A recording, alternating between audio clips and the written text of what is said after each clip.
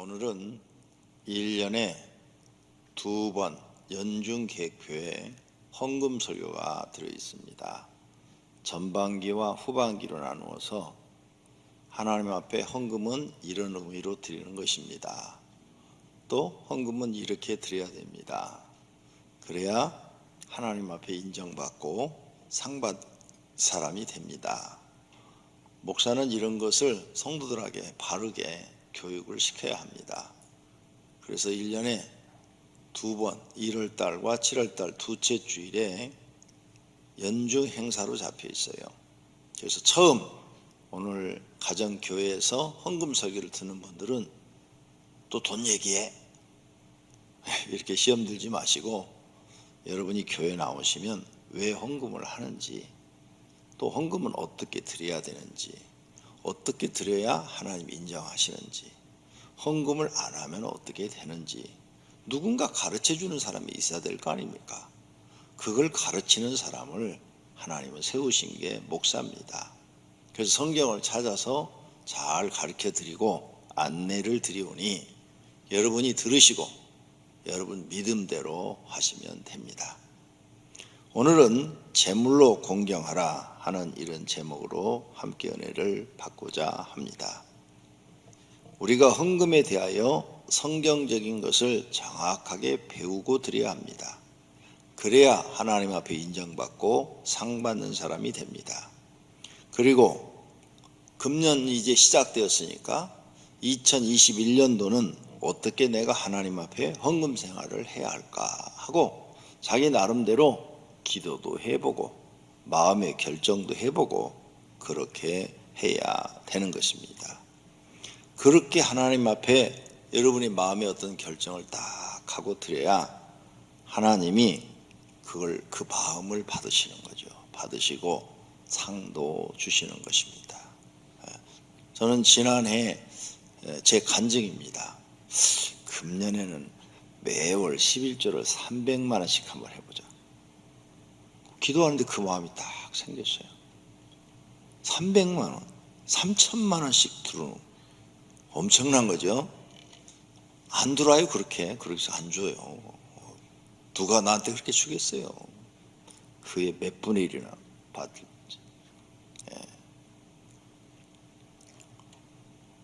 그렇게 드렸어요. 1년 12달을 지난 12월 달까지. 그런데 하나님이 다른 데서 채워주셨어요. 다른 데서, 전혀 교회 바깥에서. 내가 어디다 투자를 했는데 공개할게요. 1억을 벌었어요. 하나님이 엉뚱한 데서 1억을 딱 벌게 해주셨어. 나 혼자만 마음이 기쁜 거야. 진짜요. 그래서 내가 우리 교육자들한테만 얘기했어. 나 이번에 이렇게 했더니 하나님이 1억을 벌게 해주셨다. 목돈이 1억이 들어왔어요. 이야, 우리 하나님은요 공짜가 없어요. 크게 드리고 싶어갖고 드렸더니 하나님이 이렇게 축복하시는 거야. 나는 내가 경험하니까 여러분한테 헌금 설교를 자신 있게 해요. 이 교회를 세울 때부터 내 가진 전 재산을 여러 번을 드렸어요. 10원짜리 하나 안 빼놓고 다 여러 번. 그런데 하나님이 나 굶겨 죽이시지 않으셨어요. 하나님이 더 잘되게 해주셨어. 더 잘되게, 더 잘되게. 여러분 앞에 서 있는 목사는 지금 정직하게 말을 하고 있는 거예요. 그래서 여러분한테 헌금 얘기를 자신 있게 해드릴 수가 있습니다. 금년에 나는 하나님 앞에 어떻게 헌금 생활을 할까? 내 마음을 하나님 앞에 어떻게 기쁘게 해드릴까? 뭐 이런 게 있어야 될 거 아니에요? 나의 생명도 책임지시는 분이 하나님, 나의 모든 걸 필요한 것을 공급해 주시는 분도 하나님. 모든 게 다 나는 하나님께로부터 받고 있는데 내가 어떻게 올해는 하나님께 드릴까? 뭐 이런 게 있어야 될 거 아니에요. 그래서 저는 그런 마음을 갖고 드려요. 그랬더니 지난해도 우리 교회 헌금자 1순위부터 100순위까지를 딱 쳐보니까 내가 1등이야. 그러니까 나 헌금 설교해도 여러분 시험 들지 말아요. 여러분 드린 거에 10배, 한 20배, 30배 드렸을 거예요. 얼마나 감사해요. 예. 나는 그렇게 하나님을 내가 사랑해요. 왜? 내가 사랑하는 하나님이 제일 소중하니까. 누가 물어봐도, 부인이 물어봐도, 아이들이 물어봐도 나는 제일 먼저 하나님을 사랑합니다. 이게 가식적인 게 아니라 진심으로 그래요. 진심으로. 내 생에 있어서 가장 사랑하는 분은 누구냐? 하나님이시다. 그러니까 나는 그 하나님에 대해 사랑을 표현하는 거예요. 그랬더니 하나님도 나도 너를 사랑한다 이렇게 해주시는 거죠. 얼마나 감사해요. 이게요, 네 마음 있는 곳에 보물도 있다고 그랬어요. 이런 걸 우리가 잘 기억하고 앞으로 헌금 드릴 때 건성으로 마지못해서 이런 식으로 하지 마세요. 정말 하나님 사랑합니다. 하나님이 나의 모든 것의 공급자이십니다. 하나님이 나의 주인이십니다. 하나님이 나의 왕이십니다 하는 마음으로 드리세요. 교회에서 헌금 드리라니까 마지못해서 이렇게 그러면 안 된다고 그래놨어요. 성경에. 그렇게 드리지 말라고. 진심으로 드리라고. 그러니까 2021년도는 하나님 기양 드리는 거 감사하는 마음으로 진심으로 드리는 성도님들이 되시기를 바랍니다. 어떤 분들은 헌금 없는 교회 다녔으면 좋겠다. 그런 분도 들어봤어요. 제가. 예. 헌금 없는 교회 다녔으면 좋겠다. 예. 어떤 목사님은 또 11조는 구약시대 때 산물이니까 신약시대 때 안 드려도 된다. 이런 분도 유튜브에 보니까 누가 설교를 그렇게 해놨더라고요. 그 말씀이 하나님 보시기에 바른 말씀인가? 생각해 봐야죠. 성경에서 답을 찾아보면 그 사람은 성경도 모르고 교회를 파괴하는 사단의 무리예요. 어떻게 신학교 나와가지고 목사 라이센스는 땄는지 모르겠어요. 하지만 교회를 파괴하는 파괴자예요. 교회 헌금을 안 하면 교회 운영을 어떻게 할 것이고 교회 운영이 안 되면 다른 영혼들을 어떻게 구원할 거예요. 그러니까 모르면 가만히 계시면 되는데 아는 척 해갖고 자기도 죽고 남도 다 죽여버리는 사단의 무리들이 있다 그 말이죠. 그런 사람을 여러분은 조심해야 되는 것입니다. 한국에 살면서 세금을 안 내면 좋겠다는 사람, 한국이 망하기를 바라는 사람이죠.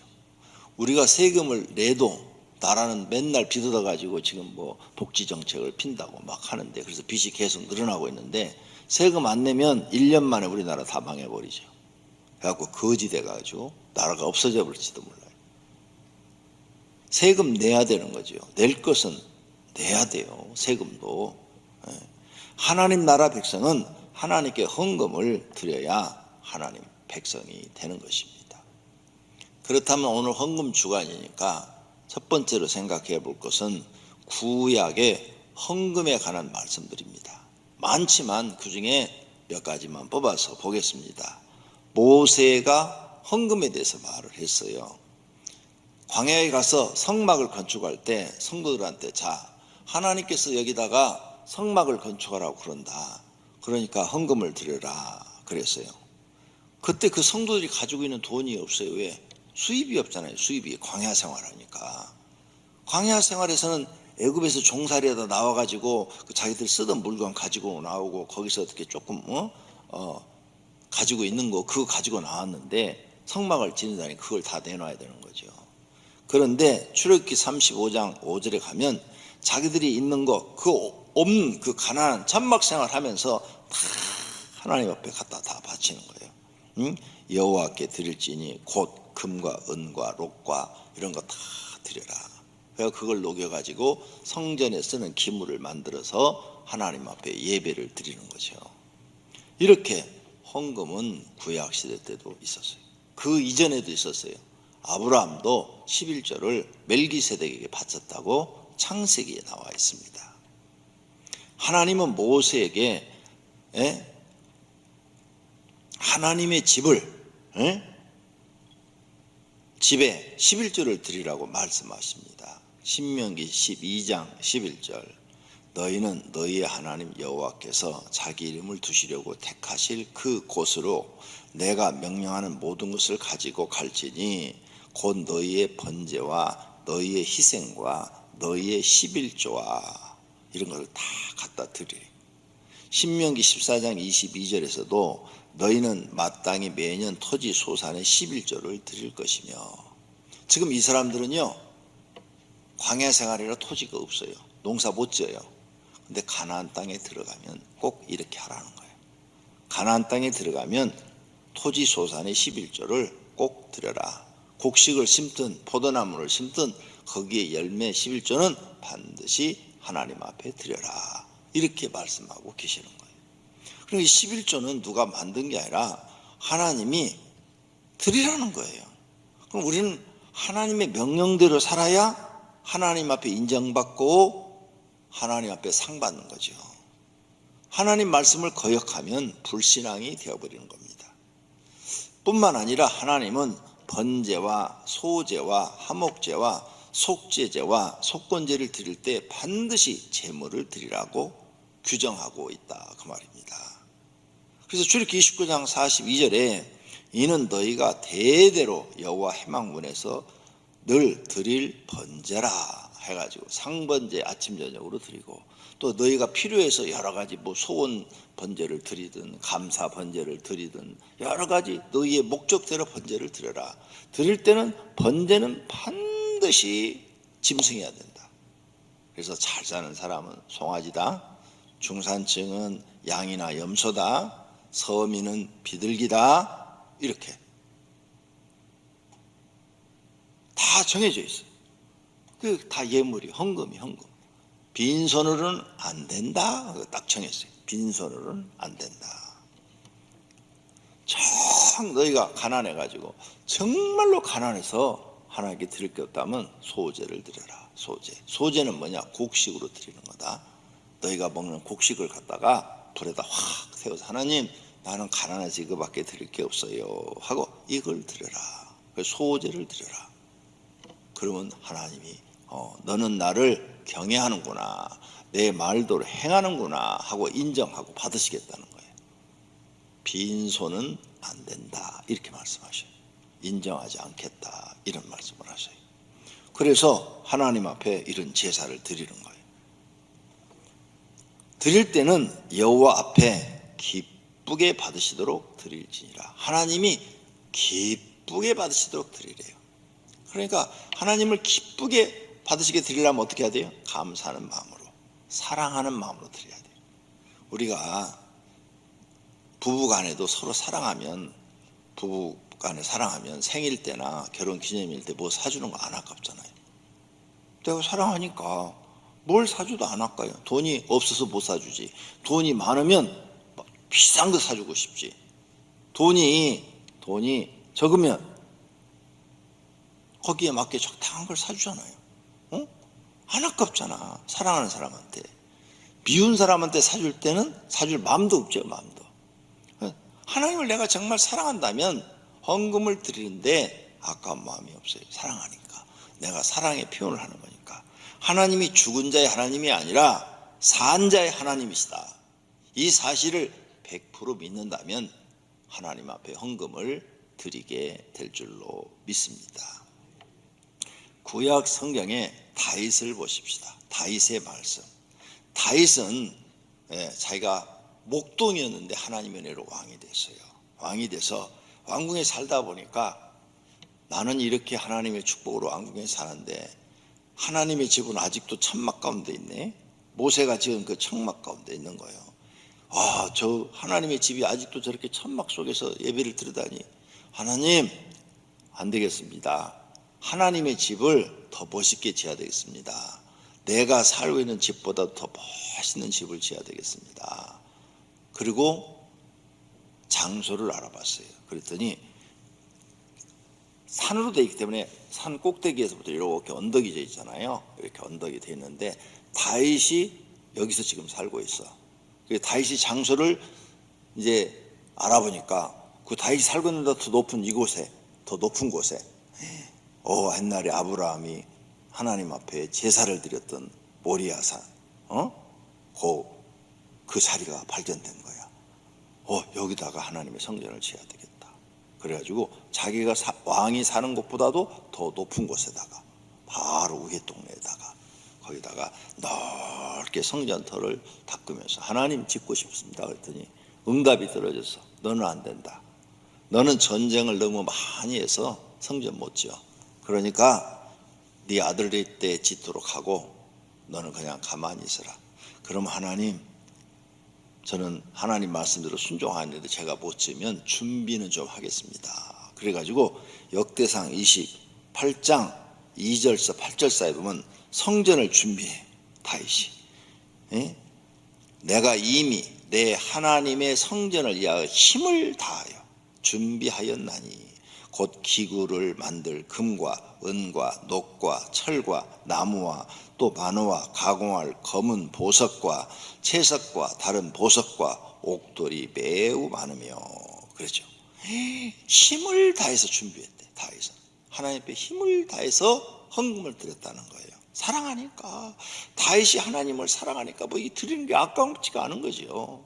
또 4절에 가서 보면 오빌의 금 3,000달란트와 수는 7,000달란트라 모든 성전벽에 익히며 금은 그릇을 만들며 장인의 손으로 하는 모든 일에 쓰게 하였노니 하면서 이렇게 성전을 위해서 그냥 엄청난 돈으로 준비를 하는 거예요. 그리고 그것을 자기 아들 솔로몬한테 딱 물려주는 거예요. 이렇게 드려놓고도 다윗 왕은 겸손한 마음으로 하나님께 기도를 드립니다. 나와 내 백성이 무엇이기에 이처럼 즐거운 마음으로. 다윗이 이렇게 많은 걸 드렸는데도 아까운 마음, 억지로가 아니라 즐거운 마음으로 드릴 힘이 있었나이까. 야, 다윗 같은 신앙을 가지고 있으면 하나님이 복 주겠어요? 안 주겠어요? 당연히 주죠. 그래서 다윗이 이스라엘 왕들 중에서 우리나라의 세종대왕처럼 존경받는 왕이잖아요. 최고의 존경을 받는 왕이 다윗이잖아요. 다윗만한 왕이 그 후대에 나온 사람이 없어. 솔로몬보다도 다윗을 이스라엘 사람들은 최고의 왕으로 존경하고 있는 거죠. 드릴 힘이 있었나이까. 이 모든 것이 하나님께로부터 나에게 왔으니 우리가 주의 손에서 받은 것을 주님께 드렸을 뿐입니다. 얼마나 겸손해요. 많이 다른 사람이 감히 상상도 할 수 없을 만큼 막 많이 드려놓고 주께로부터 왔으니 주께 드렸을 뿐이니이다. 야, 신앙 이런 걸 우리가 배워야 되는 거죠. 우리가 성경을 통해서 뭘 배워? 다윗의 신앙 이런 걸 배워야 돼. 이런 자세, 이런 마음. 그러니 하나님이 다윗이 하는 일은 무조건 다 이쁜 거야. 정말로 이쁜 거야. 이렇게 하나님이 다윗이 하는 일이 다 이쁘니까 다윗이 큰 죄를 범했어요. 두 가지 큰 죄 범했죠. 하나는 우리아를 죽이고 그 부인을 빼앗은 사건. 두 번째는 군대 숫자를 센 거. 군대 세지 말라고 그랬는데 군대 숫자를 세고 120만 대군이야. 내가 120만 대군에 거느린 왕이라니. 그래가지고 하나님이 진노하셨잖아요. 진노해서 벌은 내렸지만 나라를 뺏지는 않았어. 사울 왕은요 두 가지 똑같이 죄를 범했어요. 그런 죄가 아니에요. 사소한 거. 사무엘이 번제를 드려야 자기가 사무엘이 안 와가지고 마음이 급하니까 자기가 드린 거. 사무엘이 드려야 되는 자기가 드린 거. 그 첫 번째 범죄. 두 번째는 아말렉을 가서 다 죽이고 진멸하라고 그랬는데 왕 살려오고 그 다음에 살찐 짐승, 건강한 짐승들은 다 살려가지고 온 거. 그거 두 번째 죄인 거예요. 그런데 버림받아 버려. 그리고 그 왕조를 저주를 받아가지고 그의 자손들까지 다 망해버려. 보세요. 다윗이 지은 죄하고 사울의 지은 죄를 비교해보니까 다윗이 지은 죄는 이만큼 크고 사울 왕이 지은 죄는 요만밖에 안 해. 근데 하나님이 이쁘니까 다 용서해줘. 이쁘니까. 그것만 잘못지 나머지는 다 이쁜 거야. 근데 이 사람은 요것도 잘못했는데 마음까지 삐뚤어져 있어. 사울 왕은 마음까지도 삐뚤어져 있어. 그러니까 하나님이 이 조그만 2번까지 실수로 인해서 버려버려요. 떠났다고 그랬어요. 하나님이 사울왕을 떠나버렸다. 다윗은 하나님이 떠났다는 얘기 없어요. 그 뒤로도 하나님은 계속 다윗을 칭찬해요. 그런 죄를 범했는데도. 그러면서 솔로몬이 범죄했을 때 이렇게 말씀하셔요. 솔로몬 너의 범죄로 인하여서는 나라를 없애버리고 싶지만, 아예 네 자녀한테 나라를 주고 싶지 않지만, 다윗과의 언약 때문에 네 아들 르호보암한테 유다 나라를 준다. 이렇게 하나님이 말씀하셔요. 얼마나 하나님이 다윗을 사랑했으면, 이런 걸 여러분이 성경에서 볼 줄 알아야 되는 거예요. 솔로몬도 하나님을 엄청 사랑했잖아요. 그런데 그 마누라가 우상 숭배했다니까 그걸 허용한 그 죄 때문에 하나님이 나라를 찢어가지고 여로보암한테 줘버리잖아요. 그런데 다윗은 그런 죄를 범해도 주신 적도 없고 패한 적도 없어. 이쁘니까. 여러분도 자식 키울 때 이쁜 자식은 실수를 해도 그냥 모르는 척하고 아이고 네가 실수했어 다음은 그러지 마 이러잖아요. 미운 자식이 잘못해봐 그냥 욕나가지 그냥 막 몽둥이 날아가고 막 차이가 이렇게 나는 거예요. 하나님도 우리와 똑같이 감정이 있으시다. 기억하세요. 그러니까 오병이교회 성도님들은 2021년은 내가 하나님 앞에 어떻게 해야 이쁜 짓을 할까 하고 이쁜 짓을 하세요. 이쁜 짓을 해야 하나님께 더 사랑도 많이 받고 복 받는 사람이 된다는 사실을 믿으시기를 바랍니다. 자, 솔로몬도 노년에 부인이 우상 숭배했을 때 그때 그것 때문에 벌 받은 거지. 그 전까지는 하나님께 엄청 사랑받았죠. 그래서 솔로몬이 나중에 이제 그 전도서를 읽어보면 그 잘못한 것을 깨닫고 회개하고 죽었다. 신학자들이 그렇게 써놨어요. 그건 모르겠어요. 천국 가봐야 알죠. 천국 가봐야 아는데 하여간 신학자들이 그렇게 써놨으니까 전도서 말을 그대로 믿고 솔로몬이 잠언서를 썼어요. 잠언서를 썼는데 오늘 본문 내 재물과 내 소산물의 처음 익은 열매로 하나님을 공경하라 이렇게 말을 하는 거예요. 그리하면 내 창고가 가득히 차고 내 포도집 틀에 새 포도즙이 넘치리라. 잠언서를 솔로몬이 쓴 것은 자기가 경험한 걸 쓴 거예요. 경험한 거. 우리 교회 십자가의 양육 시스템 책이 있잖아요. 내가 경험한 걸 거기다 쓴 거예요. 기도와 능력 내가 경험한 걸 거기다 쓴 거라고. 책이라는 것은 내가 알고 있는 걸 거기다 쓰는 거라고. 모르는 건 쓸 수가 없어요. 모르니까. 솔로몬도 잠언서 썼고 전도서도 쓰고 그랬는데 자기가 경험한 것을 쓴 거예요. 자기가 제물로 하나님을 공경해 봤더니 하나님이 솔로몬 살아서 죽을 때까지 창고가 가득히 차고 넘치도록 해 주었다는 것을 우리들한테 가르치기 위해서 잠언서를 쓴 거예요. 그러니까 너 하나님 공경하는 거 인정받고 싶으냐? 그러면 헌금을 드려라. 헌금을 드리는데 기쁨으로 드려라. 감사함으로 드려라. 하나님이 기뻐하도록 드려라. 기양 드릴 거. 여러분 선물을 여러분이 누구한테 사가지고 가요? 여러분이 선물을 사가지고 가. 그러면 부모님한테 선물을 사가야 할 때 부모님이 기뻐하도록 사가야지. 부모님이 받았는데 이게 뭐야? 이렇게 선물 사가지고 와도 되겠어요?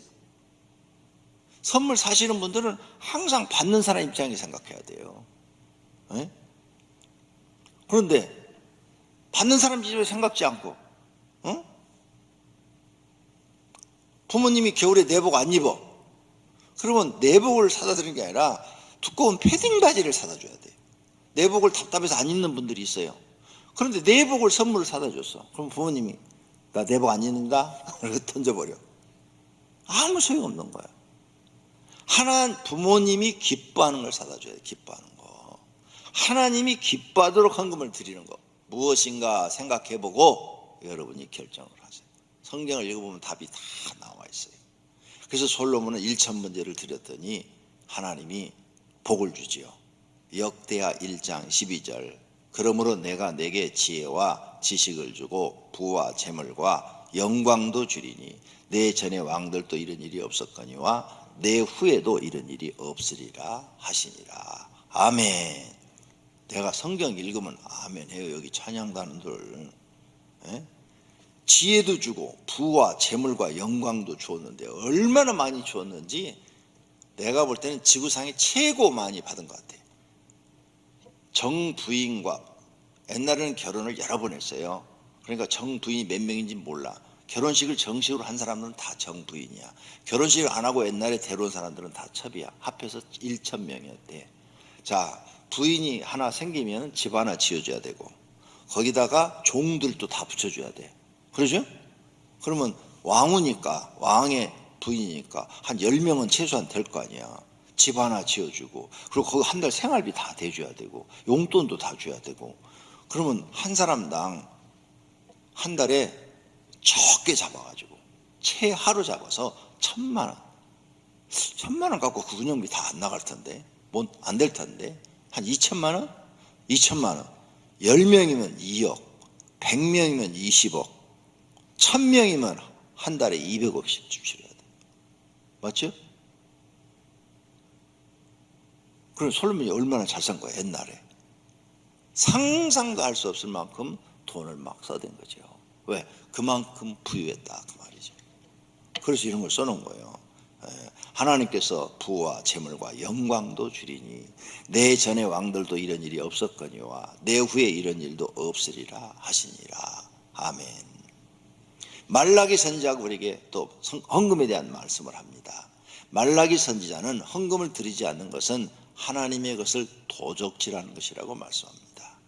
말라기 3장 8절에 사람이 어찌 하나님의 것을 도둑질하겠느냐. 그러나 너희는 너희 것을 도둑질하고도 말하기를 우리가 어떻게 주의 것을 도둑질하였나이까 하는도다. 이는 곧 11조와 봉헌물이라. 11조도 기고 헌금, 하나님께 마땅히 드려야 될 헌금, 그거 안 드린 것이 다 너희 도둑질한 거다.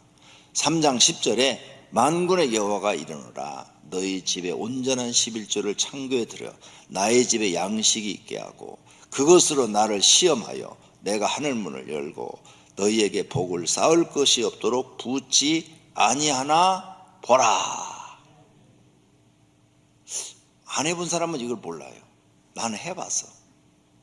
나는 지금도 간증했잖아요. 나는 이 말씀을 믿고 지난해도 해봤어. 그랬더니 아이고 돈이 막 들어와. 기가 막힌 일들이 벌어지고 있어요. 자, 다른 선지자의 말씀을 보십시다. 구약 성경에 요시야가 왕으로 했을 때 성전을 수리했어요. 그래서 백성들이 헌금을 가져오라고 그랬어요. 그랬더니 다 헌금에다 돈을 넣어가지고 성전 수리를 했어요. 구약 시대 때도 이렇게 돈을 받았어요. 이사야 선지자가 또 헌금에 대한 말씀을 합니다. 이사야 43장 23절 내 번제 양을 내게로 가져오지 아니하였고 너의 재물, 제사 드릴 때 재물을 나에게 가져오지 아니해서 나를 공경하지 아니하였느니라. 너희가 하나님 앞에 번제, 소제, 하목제, 속제제, 속건제 드릴 때 재물을 안 가져와서 나를 공경하지 않았다는 거예요. 이사야 선지자가. 그래서 너희 이스라엘 백성들이 하나님께 지금 저주받아서 아수르한테 망하고 바벨론한테 망한다고 지금 그 이야기를 이사야 선지자가 예언하고 있는 거예요. 성경을 볼 줄 알아야죠. 마땅히 하나님께 드려서 공경을 해야 되는데 안 하는 거야. 안 하니까 자기 인생이 저주의 길을 가는 거예요. 저주의 길. 축복의 길을 가야 되는데 이렇게 구약 성경에 다 말씀하고 있다 이거죠. 그러면 두 번째로 신약 성경에서 예수님의 말씀. 예수님 우리에게 헌금은 뭐라고 그랬나? 너희 보물을 하늘에 쌓아두래. 재물을 하늘에 쌓아두래. 마태복음 6장 19절에 너희를 위하여 보물은 물질을 얘기하는 거. 돈을 땅에 쌓아두지 마라. 거기는 점과 동록이 행하며 도둑이 구멍을 뚫고 도둑질하니라. 세상에다 너희가 사놓으면 막 사기당하고 사업에 실패하고 병으로 다 갖다 주고 다 없어진다. 없어져. 오직 너희를 위하여 돈을 하늘에 쌓아두라. 헌금을 하늘에 쌓아두라. 거기는 좀이나 동록이 해하지 못하며 도둑이 구멍을 뚫지도 못하고 도둑질도 못하느니라. 내 보물이는 그곳에는 내 마음도 있느니라. 할렐루야. 네가 하늘에다 그렇게 헌금을 많이 드렸다. 네 마음이 하늘에 있는 것이다. 하늘에. 너 안 드렸다? 너 네 마음 하늘에 없어. 넌 지금 땅에만 있어. 땅에만. 이 말씀이에요. 예수님은 세금은 세금대로 나라에 바치고 헌금대로 하나님께 드리라고 그래요. 마가복음 12장 17절에 예수께서 이르시되 가이사의 것, 로마의 황제 가이사의 것은 가이사에게, 나라의 세금은 나라에 바치고 하나님의 것은 하나님께 바치라 하시니 그들이 예수께 대하여 매우 놀랍게 여겼다 그랬어요. 어르신 말씀하신 것이죠. 그 다음에 가부가 두 렙돈을 갖다 바친 것을 이렇게 보시고 저가 자기의 전부를 넣었느니라 하고 칭찬해 줬어요. 이 가부는 먹을 게 아무것도 없어. 돈도 이제 아무것도 없어. 그 두 렙돈으로 빵 하나 사서 자기 입에 들어가면 이제 정말 아무것도 없는 거야. 그런데 성전에 들어갈 때 그걸 드렸어. 배고픈 사람이 빵 하나가 얼마나 소중한데, 배고픈 사람이 그 빵 하나 사 먹는 그 돈을, 그거 이제 없으면 자기는 굶어야 되는데 그걸 주님께 드렸더니 예수님이 칭찬을 합니다. 저 사람은 부자보다도 더 많은 헌금을 넣느니라 하면서 인정을 해주시고 칭찬해 주시는 거예요. 사렙다 가부가 마지막 먹고 죽을 거 엘리야한테 대접했더니 하나님이 그걸 인정을 하고 3년 6개월 동안 기근 동안에 그 가루통에 가루가 떨어지지 않고 기름병에 기름이 떨어지지 않은 축복을 받은 것처럼 이 가부도 지금 그런 축복을 받는 거죠. 헌금이 이런 거예요. 하나님 앞에 내가 인정받는 거예요. 인정. 못 드린 사람은 인정받지 못한다 그 말이에요. 예수님은 11조도 드리고 하나님의 사랑도 행하고 공의도 행하라고 말씀하세요. 누가복음 11장 42절에 화 있을진저 너희 바리새인들이여 너희가 박하와 은양과 모든 채소의 11조는 드리되 공의와 하나님께 대한 사랑은 버리는 도다. 그러나 이것도 행하고 저것도 버리지 말아야 할지니라 한 것은 11조도 드리고 공의와 하나님에 대한 사랑도 행하라 그 말이에요. 다 해라. 이렇게 예수님도 직접 헌금에 대해서 말씀하세요. 문둥병자가 병이 싹 나았어요. 문둥병자한테 너는 가서 제사장한테 내 몸을 보이고 모세가 말한 예물을 드려서 입증하라. 예물.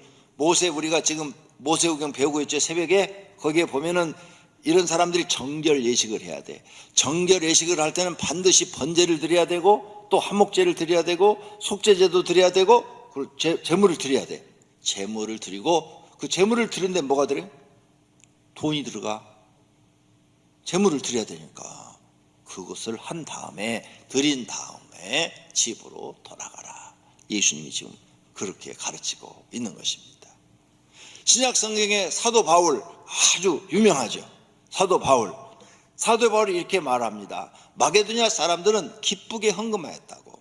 로마서 15장 26절에 로마인들한테 말을 하는 거예요. 로마인들한테 야 내가 마게도냐에 가봤더니 마게도냐 사람들은 가난한 자들을 위하여 기쁘게 헌금을 하는 걸 내가 봤다 하고 로마인들한테 지금 간증하고 있는 거예요. 마게도냐 사람들은 지금으로 말하면 그리스 북쪽이에요. 그리스 북쪽에 있는 사람들은 그렇게 헌금하는 걸 내가 봤다. 고린도 교인들에게 말합니다. 헌금은 어떻게 해야 되느냐? 미리 준비해놔라. 미리. 고린도 전서 16장 1절도 그렇고 고린도 후서 9장 5절에도 내가 이 형제들로 먼저 너에게 가서 너희가 전에 약속한 연보를 미리 준비하게 하도록 권면하는 것이 필요한 줄 생각하였노니 이렇게 미리 준비하는 것이 참 연보답고 억지가 아니니라. 그러니까 주일날 주일 헌금을 드리더라도 미리 이렇게 준비를 해갖고 나오는 거하고 예배 시간에 여기서 이렇게 꺼내갖고 드리는 거하고 다르다는 거죠. 똑같은 돈이지만은 돈의 가치는 똑같을지 모르지만 그 마음은 다르다는 거예요. 마음은 미리 준비한 것은 내가 오늘 예배니까 하나님을 사랑하니까 하나님 앞에 헌금 드릴 걸 내가 준비해야지 해가 이렇게 준비해서 가는 거하고 딱 헌금 주머니 돌아오니까 그때서야 얼마 드려? 이거 만져보고 이게 10,000원짜리야, 1,000원짜리야, 5,000원짜리야, 50,000원짜리야 이게 감이 안 오네 이거. 이렇게 해서는 안 된다는 거예요. 이렇게 해서는 미리 준비하라는 거예요. 사도 바울도 헌금에 대해서 이렇게 가르치고 있다 이거죠. 고린도 교인들에게 또 환난과 시련과 가난 가운데서도 너희는 풍성한 헌금을 했다고 칭찬해줘요. 고린도서 8장 2절에 환난의 많은 시련 가운데서 그들의 넘치는 기쁨과 극심한 가난이 그들의 풍성한 연보를 넘치도록 하게 하였느니라. 너희가 그렇게 환난 중에도 극심하고 가난한 중에도 하나님의 헌금은 넘치게 했다고 칭찬해 줍니다. 또 고린도 교인들 중에는 거액을 헌금을 바친 사람도 있다고 칭찬해요. 거액의 연보에 대하여 아무도 우리를 비방하지 못하게 하려 함이라 그랬어요. 또 사도 바울은 고린도 교인들에게 말을 합니다. 적게 헌금한 자는 적게 거두고 많이 헌금한 자는 많이 거둔다 이렇게 설명을 해요. 고린도서 9장 6절 이것이 곧 적게 심는 자는 적게 거두고 많이 심는 자는 많이 거둔다 하는 말이로다.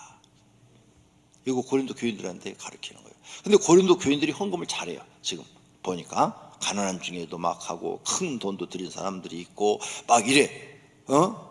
그러니까 큰 거액을 들인 사람이 고린도 교회에서 나오니까 어떤 사람들이 흉을 보는 거예요. 저 사람 무슨 돈을 저렇게 많이 들여? 막 이렇게 흉을 보는 거예요. 그러니까 지금 바울이 그런 소리 하지 마. 적게 심는 자는 적게 거두고 많이 헌금한 사람은 많이 거두는 거야 하고 지금 가르치는 거예요. 즐거운 마음으로 항상 하나님 앞에 헌금을 드려라. 그러면 하나님이 너를 사랑해 주신다. 이것도 고린도 교인들한테 지금 바울이 가르치고 있는 거예요. 고린도 후서 9장 7절 각각 그 마음에 정한 대로 할 것이요 인색함으로나 억지로 하지 말지니 하나님은 즐거운 마음으로 드리는 자를 사랑하신다. 하나님께 사랑받고 싶어요? 그래서 내가 아까 처음에 내 간증을 한 것은 자랑하려고 한 게 아니라 이렇게 드리라고, 하나님께 즐거운 마음으로 이렇게 드리라고, 즐거운 마음으로 드리라고. 하나님 내가 드릴 수 있어서 너무 행복합니다. 하나님께 내가 뭔가 이렇게 헌금할 수 있어서 너무 행복합니다. 감사합니다. 막 이런 마음으로 드리라는 거예요. 그러면 하나님이 어떻게? 더 사랑해 주신다. 너는 정말로 나를 사랑하는구나. 네 마음을 내가 보았다. 내가 네 마음을 받았다. 할렐루야. 그러니까 하나님이 더 사랑해 주니까 더 많이 부어주신다는 거죠.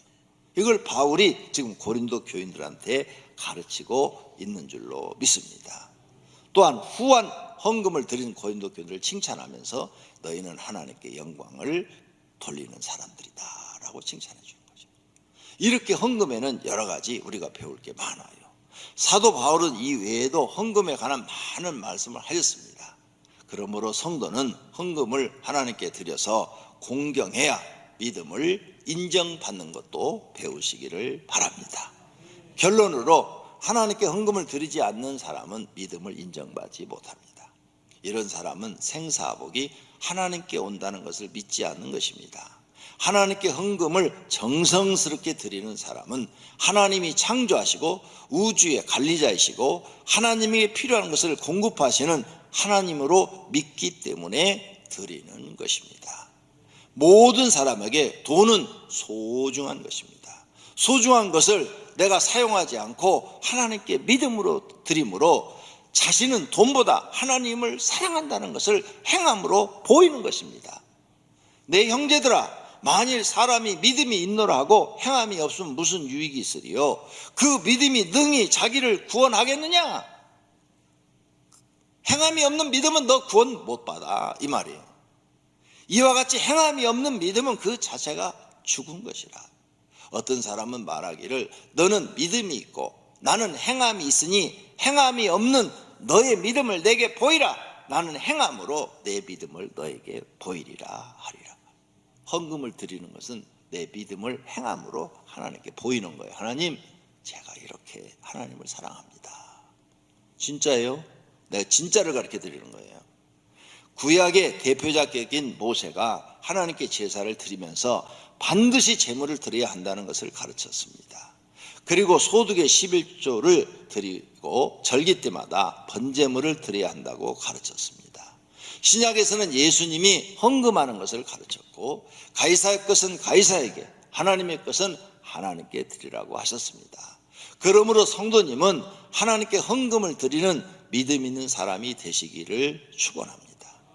헌금을 드림으로 하나님을 공경하는 것이 된다면 1만 번이라도 해야 할 것입니다.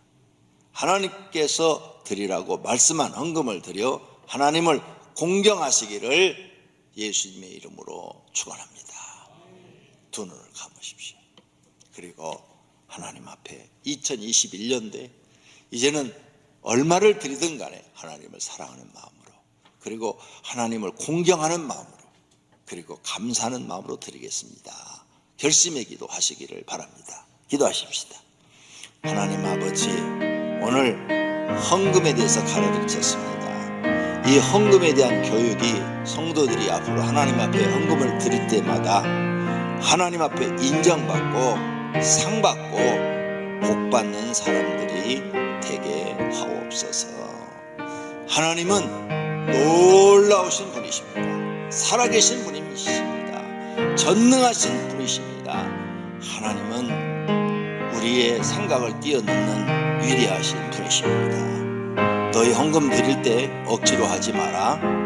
인색한 마음으로 하지 마라. 빈손으로 오지 마라. 나를 공경하는 마음으로 하라.